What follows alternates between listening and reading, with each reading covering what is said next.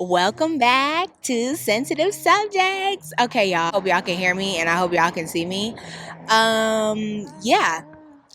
I don't know. I just wanted to be outside. I didn't want to keep being in that house, and hopefully I learned to know how to blend people's face out. Okay. Um Today we're going to talk about starting over. We're going to talk about starting over because I've realized a lot of people in my life are really scared of that concept. And the only thing constant in life is change, baby. Okay? It is change. That's vibes. That's how it goes. So you kind of got to get comfortable with it. I hope no lipstick on me. And I feel so bad because I think people are panicking about the changes and the pivoting that they have to make when it comes to careers, when it comes to relationships, when it comes to friendships, relationships, romantic relationships, and then regular friendships. But I just feel like you kind of got to be ready for that. And how do we become ready for that? Stay tuned.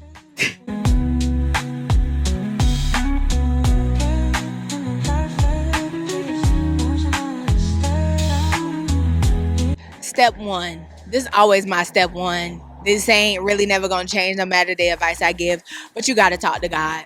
You gotta talk to God because delight in the Lord. Once you delight in the Lord, then you get the desires of your heart because your heart wants for you what He wants for you. It's not enough delighting for me. Okay, it's not enough delighting in the Lord for me, and that scares me, right? And again, no condemnation over here, you know what I'm saying? No beef, no anything like that.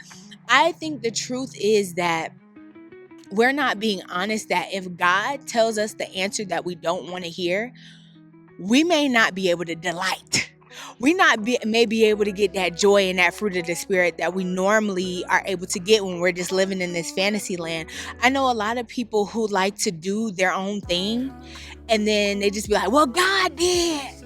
God said when it works out. And it's just like, no, baby, like you decided to go that path and then you just slap God's name on it. And again, I'll use myself as an example because I feel like I be picking on a lot of people. I decided to get degrees in all types of stuff. Like I got 3 degrees at this point. Oh, I'm working on my 3rd one. Especially when I was in high school, I did not consult God about what I wanted to be doing, right? Like I wasn't honest with Him about like, okay, God, like I know these are the gifts that you gave me. What should I do? I literally let everybody convince me like, well, psychologists don't make no money and you want to do, I wanted to go to Georgia State to be a psychologist. Now that I'm older, I realize it's really sociology is what I like, but I would have wanted to do that. And then instead, I decided to follow one of my friends because she had a plan. She was like, well, we're going to do this instead and we should do this and blah, blah. And I was like, yeah, let's do that. And so I got caught up in all of that. And then I ended up dropping out because I got the job that we were going for before I even got the degree. So that was a whole kerfuffle. And then finally came back without that job because it wasn't for me. Didn't get the job, failed it by 2 points. And then it was a whole test you had to take, and then came back and I was like down in the dumps. I got another okay job, but it was like, again, not what God called me to do. And I was just like doing my own thing. I mean, good stuff was still happening for me, but I kind of like did this detour and did all these other things instead of just following like what I knew the path God had for me, which was like bring out my talents and my gifts. So what does that mean, right? Like when we're like, oh, okay, I talked to God, I asked Him, I didn't hear nothing. Okay, I didn't hear nothing for step 1. I talked to Him, I did all things. Step 2, this is a little drastic. This is how it goes down. When you're asking God for clarity, sometimes you may have to do some drastic things to hear His voice a little more clear. So step 2, I recommend fasting. Okay, that's my fave. I hear Him, it's like a megaphone and Him just screaming in His ear. And when I say fasting, I mean actually fasting from food. Okay, however you want to do this, right? However you want to do this. If you want to do this as a Daniel fast, if you want to do an Esther fast, there are so many different fasts that you can do that you should look up. Sorry, y'all. My wig is eating me down. Like, I tightened it up. And so, when that thing pressing on your temple, dog, it stops you from being able to think. You know what I mean? Like, I can't think. So yeah. So you must fast. And now I'm not talking about, fast from social media, fast from this and no. Actually, truly, I suggest that you fast from food. You can hear him, you can do whatever. Now, if you want to do a combination, like, by the grace of God, I stopped having like certain needs to wanna. I don't know if y'all can hear me when people ride by like that, but anyway, certain needs to want to hear like certain secular music that helped as well. But like, I'm not on here like, don't listen to secular music. If you can hear him while people shooting people and talking about F&Bs and B&Fs, do your big one. But I personally was struggling with like lust. I was struggling with, listen, God took cursing away from me, because I'm telling you, y'all know, if y'all see my old content, you know how I got down. So yeah, I would fast from food, and then anything else that God is calling you to like take away for just like a short period of time, I would do that, because you want to be able to hear his voice as clear as you can. So that's step 3 for real. I don't know if that goes 2A, 2B. So we'll go to step 3. Not just talking to God about like, okay, what do you want from me? What do you want me to do? Blah, blah, blah. But be honest. Be honest is step 3. Be honest with yourself. Be honest with God. If you have a close friend that you feel like you can talk to and open up to, I suggest you talk to them. Why?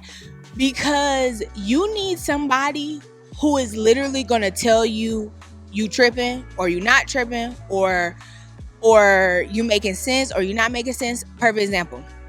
I brought up the idea of not just in single season, but being called to singleness, right?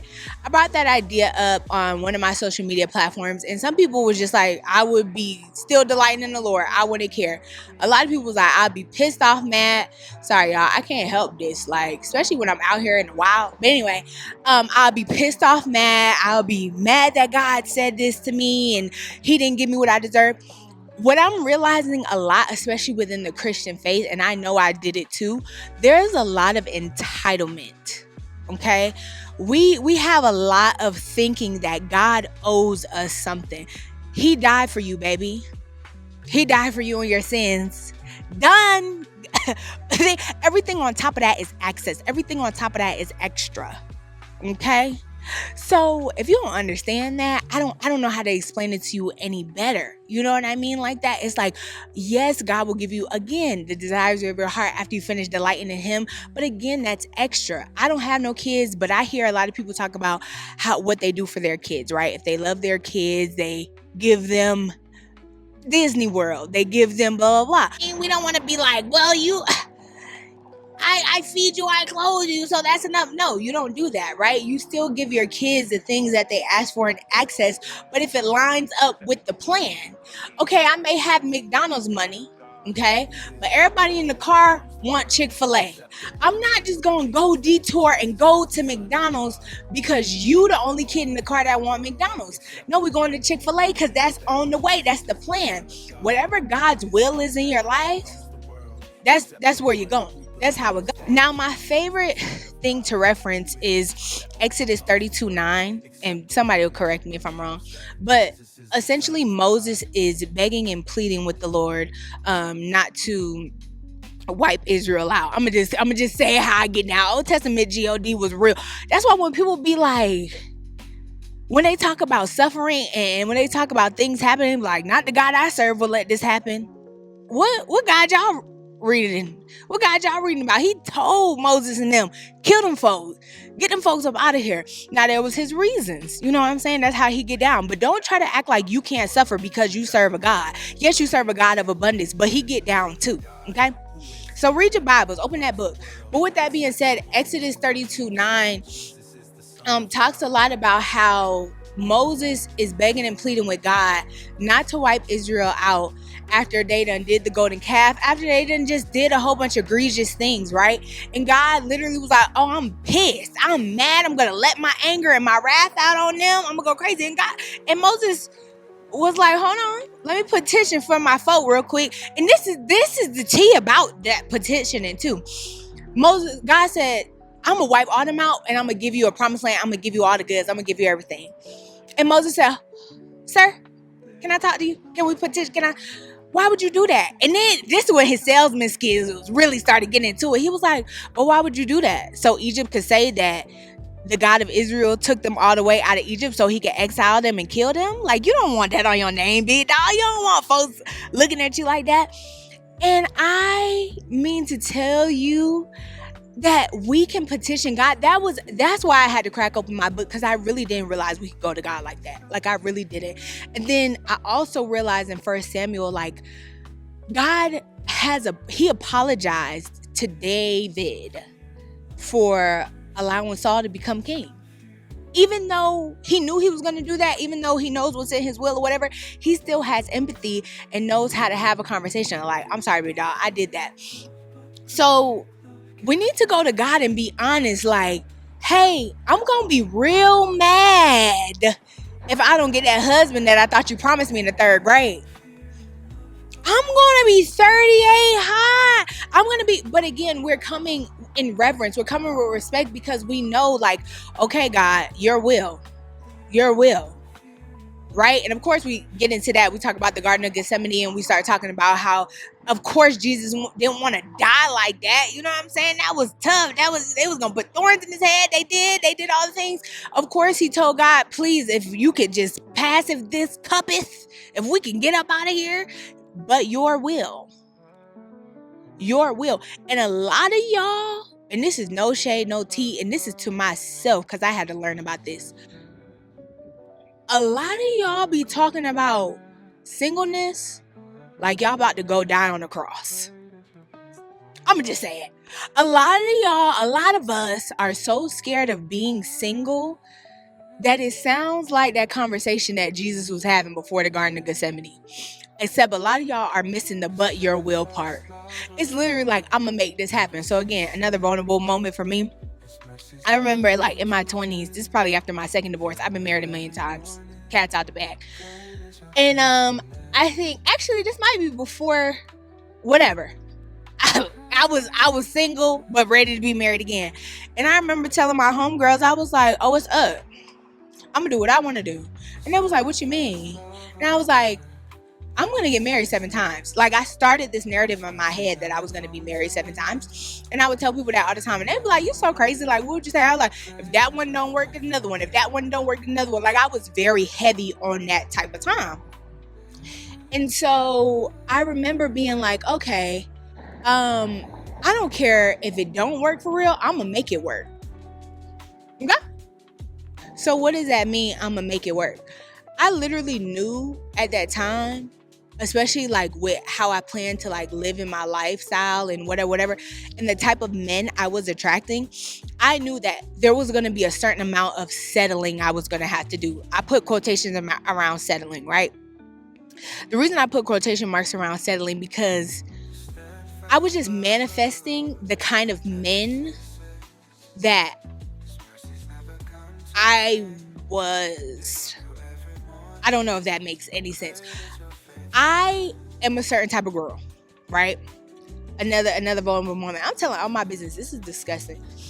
I just realized after talking to my therapist that I have some type of like ADHD. Isn't that fun? That's so fun. But it just makes so much more sense. And they say a lot of people are like self-diagnosing and stuff like that. So I'll get a real test. But after talking to my therapist, she was like, okay, yeah. So like, what are we going to do about these things that you clearly have? And so one of those things, it was very difficult for me to like clean my space. And when I say that, I mean like I would literally live in a mess for months and months and months and months and months as a 30-year-old, as a 31-year-old. Like, it was so hard for me to like really just do everyday life when it came to that. But I knew how to hide it really well. So I would still dress really well. I would still I probably couldn't be able to wash my clothes, so I would just go buy new clothes. I was like, oh, you got the newest clothes? Like, no, I really just don't have the energy or the space to go do the thing to get my clothes back clean. So I just keep having all these new clothes piling up. And I struggled with impulses and like compulsive buying and all that type of stuff. So it was literally like I could not regulate myself in what I was doing. I attracted men just like that. The difference is they didn't hide it as well. They couldn't hide it as well. I feel like women are socialized, or I say the women in my community and the women that I grew up around, we're socialized to have it together. We are socialized that no matter what's going on, you can't look like you're falling apart. Okay. And the men in my community, they couldn't really like even get the credit card to do the thing, if that makes sense. Like, I'm out here living on credit cards. I'm out here just swiping and that blah, blah, blah. Maybe this man ain't got no credit, right? But he still has the same issues that I have. Like, and it may not even be as far as cleaning, but compulsive, like not having the discipline to do everyday life or do the things that it takes to like be a functioning adult. But because they couldn't hide it, I would be attracted to these men with like this fake confidence and all this type of stuff. And we'd be rocking it. And my friends would be like, how did you get with him? Not understanding, not realizing like, baby, I do the same thing. I just know how to lie better. Or the friends who really knew me, oh, this is bunching up. That makes me sad. But the friends who really knew me was like, oh no, that makes sense. It's clear you like him. He lets you be mediocre. He lets you be the you when you're not in front of people, right? So that was just my story. I don't say that for every girl, but that was my thing. So it's like I knew I was gonna settle, i.e. get with somebody who everybody else thought like, oh, that's not for you. But I knew me and daddy was locked in.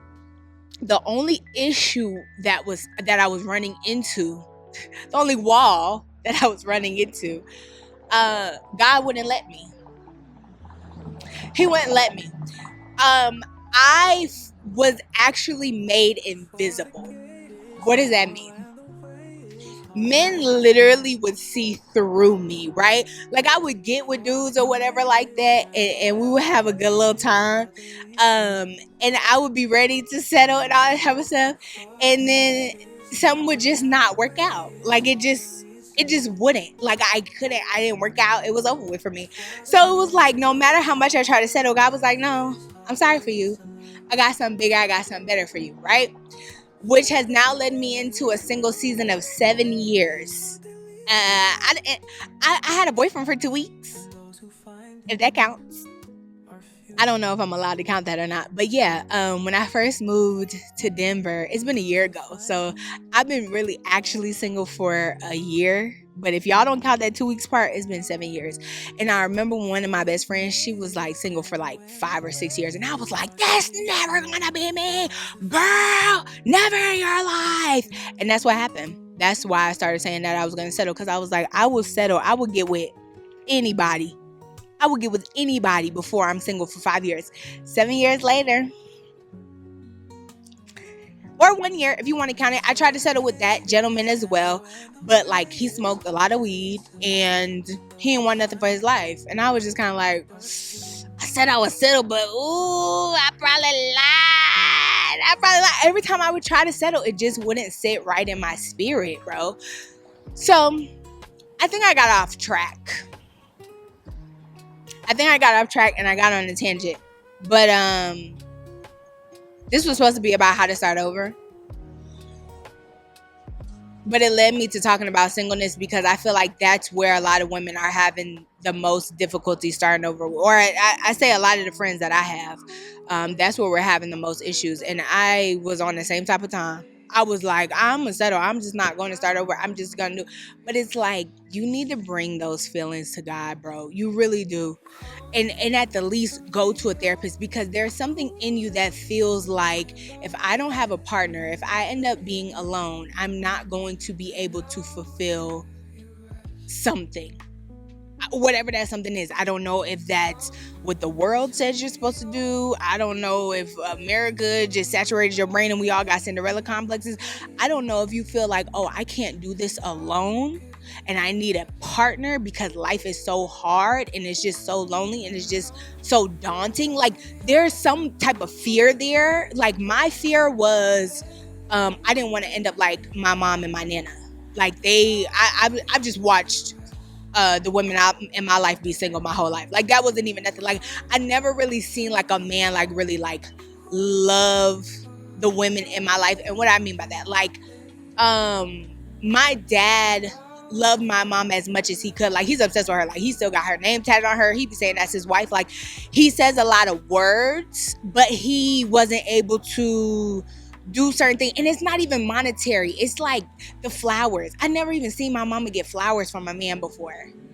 Stuff like that. Like, and I was too young to really see my nana like have boyfriends and stuff like that, but I knew men did for her. But like I never seen a man tell my nana like, oh, I'm in love with you, or I'll do this. And if it wasn't like, and him also like doing stuff for her, you know what I'm saying? So I was so scared that like I was just gonna be the third generation of a woman who like men just did not confess their love to. And so that was my fear. And then so that forced me in my mind to get married at 19. That's what I told my first husband. I was like, I just don't want to be like my parents. And I still was, let's be clear, because my mom got married young. My nana got married young. Like they still got married. Let's be clear. Like women be getting married. It just didn't stay. And I didn't realize that. I'm thinking that I'm escaping. Meanwhile, I'm actually going into my fate. I'm going into my fear. So I got married at 19. We divorced by the time I was 21. And then, yeah, I just kept, after that, it was ongoing. It was like, next, if that one don't work, get another one. If that one don't, and I just kept getting with different men who I knew it would never fit. So now, even though I've been single for 7 years, I still been dating. I still have men. We just haven't put titles on things, but it's still the same rigmarole. Really giving my life to God and letting him take the throne of my life is the first time where I'm like, okay, I'm chill. And even then, if y'all watched the last video, I tried to go on a date.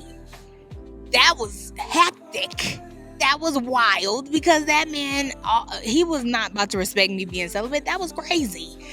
I don't even know what I was thinking. So now I'm starting over.